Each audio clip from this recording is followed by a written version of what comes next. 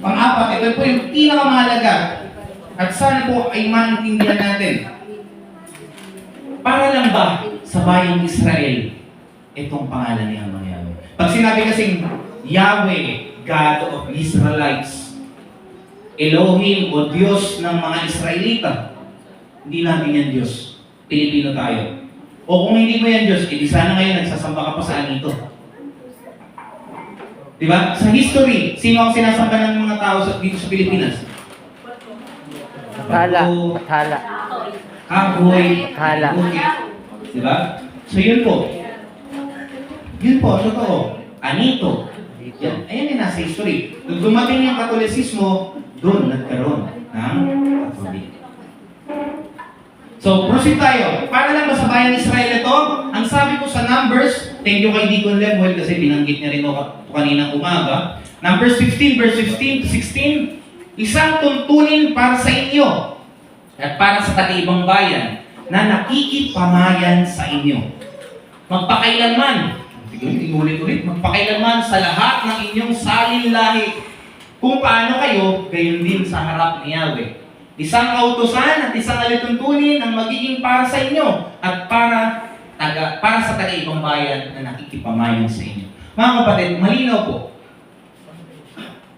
Yung utos, hindi po yan para sa atin lang. O yung utos ay hindi para lang yan sa mga Israelites, kundi para sa lahat po yan. Kasi pag sinabi ni Amang Yahweh na para sa Israelites lang yan at hindi sa ibang tao, walang love po doon. Pero gusto ni Amang Yahweh, mahalin tayong lahat at mahal na mahal tayo ni Amang Yahweh. Kaya yung pagka-Diyos niya, yung pagka-Elohim niya, walang binubukod tangi yan. Lahat po yan mahal niya. Hallelujah? At binibigyan niya po yan ng pagkakataon. So, hindi ibig sabihin na sinabi sa mga Israelites, magpasalamat kayo sa pangalan ni Yahweh, sila lang. Hindi po. Kasama po tayo. Iisang tuntunin, iisang utos. Saan ba tayo na tumitira lahat? Di ba sa iisang ginawa niya? So, sino yung gumawa? Siya. Sino yung dapat papurihan? Siya. Wala nang iba. May papakita po pa ako sa inyo at ito po ay nagpapatunay na tayo po ay isang ligaw pero may pag-asa. Sabi po dito sa Ephesians,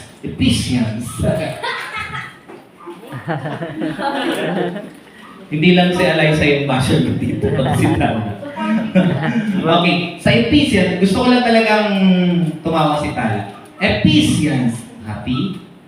2 verse 12, na ng panahong iyon ay hiwalay kayo kay Yeshua, mga dayuhan sa mga bayan ng Israel at mga taga-ibang lupa tungkol sa mga tipan ng pangako na walang pag-asa at walang Elohim. Alam niyo po mga kapatid, pag sinabi kong hiwalay, eto po yan. Yan ang panahon niyo, hiwalay kayo kay Yeshua. Yan yung time na hindi natin pa nakikilala siya. Kaya po may tuturing na hiwalay. Pag sinabi namang dayuhan, ano yung sabi ni Deacon Lemuel kanina? Anong ibig sabihin ng dayuhan? Foreigner. Layo. Alien. Tama ba? Kasi sa ibang translation, yung dayuhan, alien eh. Oo. Alien. Alien. Alien. Hindi taga dito. Dalawa talaga kayo. Dalawa talaga kayo. Mga kapatid, pag sinabing dayuhan, ito po yan. Hindi kasama sa pangako ni Abba. Ang lungkot. Ang lungkot ng buhay ng alien. Di ba? Ang lungkot ng buhay ng dayuhan. Alam niyo kung bakit? Kasi hindi sila kasama sa pangako. Ito po yung tanong. Gusto niyo tanongin ko kayo? Ito yung tanong. Ano yung pangako ni Yahweh sa bayang Israel? Bigyan ko po kayo ng pahagi. Sa Exodus, sabi niya doon, kayo bayang Israel ay aking pagmamayari. Yun yung pangako niya. Na kapag ikaw ay kasama sa bayang Israel, akin ka. Kahit anong sabihin nila, akin ka. At alam niyo po ba, kapag nasa piling ka ni Amang Yahweh, walang kayang tumalo sa'yo. Tama ba? Kasi yung backer mo, hindi lang yan mataas, kundi sobrang taas. Sobrang sobrang makapangyarihan. Okay? So, kapag kasama mo si Amang Yahweh, wala ka nang hahanapin pa. Ito po yan mga kapatid. Paano naman yung ibang mga tao na hindi Hudyo? Alam niyo, nakakalungkot. Pero sabi po diyan, no? Nasaan na tayo, Joy? Nandun pa rin tayo, Joy. Yeah. Wait mo yung signal ko, Joy. Ha? Wait mo, Joy. Ha? Joy, ha? Ikaw, ha? 5 minutes na lang ako, guys. At mga taga-ibang lupa tungkol sa mga tipat na walang pag-asa. Ibig sabihin, mga kapatid, pag hindi ka Hudyo, pag hindi ka kasama sa pangako, nakakalungkot. Bakit? Dahil walang pag-asa. Alam niyo bakit walang pag-asa? Dahil walang Elohim. Ay, wala silang Elohim na kagaya ni Amang Yahweh. So, ibig sabihin po ba nun, tapos na yung panahon para sa kanila? Yun na po ba yung hangganan? Talo na ba ang buhay? Hindi po doon nagtatapos. Kaya po, nandito si Yeshua. Yun yung purpose niya. Para iligtas yung mga walang pag-asa. Yung mga walang Elohim. Yung mga walang Amang Yahweh. Nakakasunod po ba? Okay. So sa bayang Israel, kapag ikaw ay kapiling o ay kasama sa bayang Israel, ligtas ka. Pero kung hindi ka doon kasama, ikaw ay walang pag-asa. Dahil wala kang Amang Yahweh. Pero ang tanong, huli na ba? Hindi po. Dahil merong Yeshua. Sabi po dito sa Romans, ayan Joy, yan na po yan. Totoo niyan. Romans 11 verse 17. Ngunit kung ang ilan sa mga sanga ay naputol, at ikaw na isang ulibong ligaw ay isinugpong sa kanilang lugar at naging kabahagi ka ng ugat at katabaan ng puno ng ulibo. Ang ibig sabihin po nito mga kapatid, ang tinutukoy po dito, ilan sa mga sanga ay naputol. Ito yung mga Israelita na hindi naniniwala kay Yeshua. Alam nyo, kahit pumunta kayo sa Israel, hindi lahat doon, Yeshua yung ginagamit. Hindi lahat doon, Yahweh yung tinatawag. Okay? Meron doon, hindi talaga tumatawag ng Yahweh, Hashem lang. At meron naman doon, hindi sila naniniwala na dumating na si Yeshua. So, ngunit kung ang ilan ng masangay na putol at ikaw na isang ulibong ligaw, pag sinabi pong ligaw mga kapatid, ito po yung Gentile. Sino po yung Gentile? Tayo po yung Gentile. Tayo po yung Hintil. Okay po? Pero dahil kilala natin si Amang Yahweh at tinanggap natin si Yeshua, hindi na po tayo Hintil. May papakita po ako sa inyong isang picture at ito po yung itsura niya. Sister Joy. Tayo po, tandaan po natin. Merong katawan, merong puno. Sino ang puno? Si Yeshua. Ngayon, sino yung sanga? Yes, kumpa. Sino yung magsasaka? Ang galing niya, no? Palakpakan yung sarili. Galing. Jake, ang galing, Jake. Okay, balik tayo doon. Ito po yung itsura ng isang puno. Tapos, may naputol. Ang tanong, huli na ba para sa mga naputol? Huli na ba sa mga hindi kasama sa puno? Hindi po. Galing talaga ni Eliza.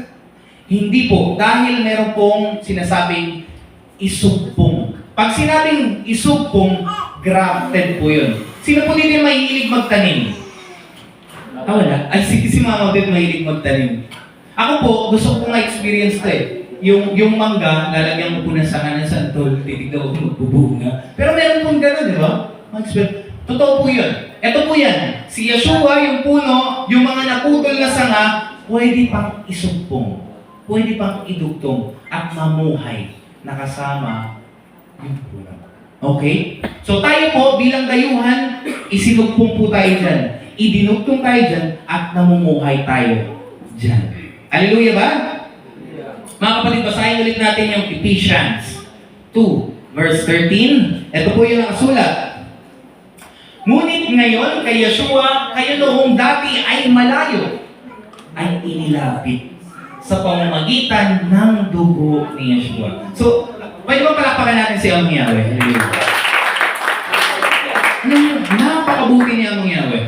Biruin ninyo, kung hindi dahil sa kabutihan ni Amang Yahweh, binigyan niyo si Yeshua na ating tagapagligtas, ang layo ng Israel. Tama ba?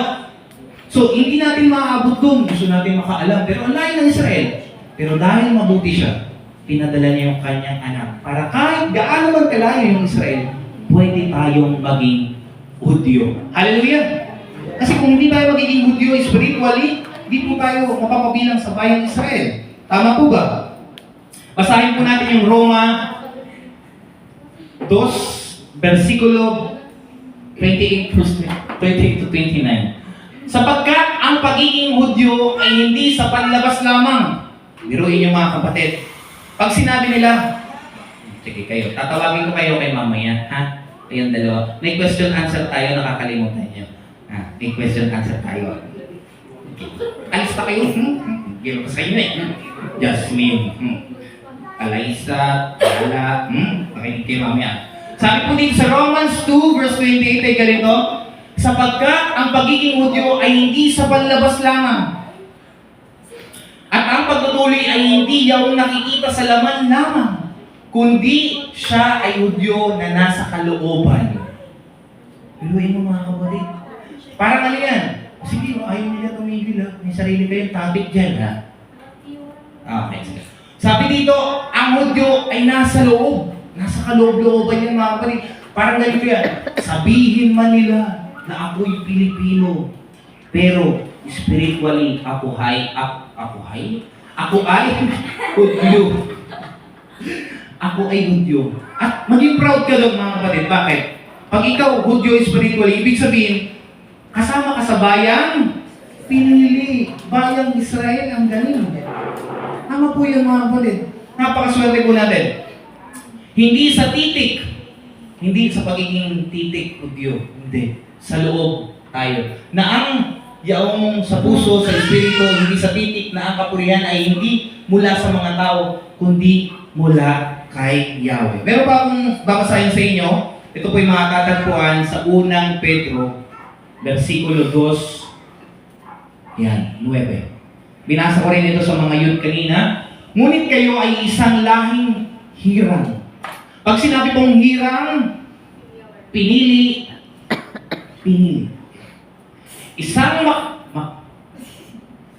Ngunit kayo ay isang lahing hirang, isang makahariang pagkakaserdote, isang bansang banal. Mga kapatid, bansang banal.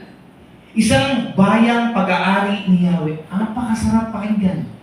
Tayo po ay pagmamay-ari ni Yahweh, ng ating Creator. Upang inyong ipahayag ang mga kapangyarihan niya na tumawag sa inyo mula sa kadiliman tungkol sa kanyang kamanghamanghang kaliwanagan. Kaya tayo po, hindi po tayo nakaupo dyan para antukin lang. Okay? Tayo po ay nandito ngayon para magtrabaho. Hallelujah ba? Yeah. Dahil tayo po ay dapat na tagapaglingkod. At ang ating pong misyon ay magpahayag din ng kapangyarihan. Okay? So ngayon, ready na po ba kayong magpahayag ng kapangyarihan ni Amang Yahweh, ng kanyang kabutihan,